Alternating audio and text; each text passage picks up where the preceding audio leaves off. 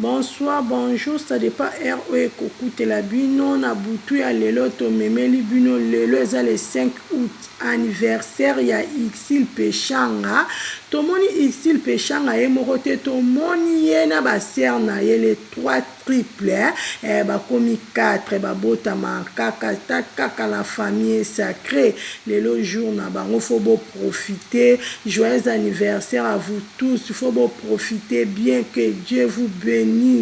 Ba maman ba botama kato zana so tomoni information a bien biso to memaka pona koloba kaka mabete mais to memaka pona kopesa ba conseil soki tomoni biloko ya bien ba message à bien to aka pona kopesa ba félicitations. En tout cas ba joyeux anniversaire na bino nyonso ba o nyonso bo botami na mois ya août ba o nyonso tout pe bozwami ba vrai ba abonné na nga o ba botami le 5 août ba joyeux anniversaire bo fêter bien bo komi ba bébé lelo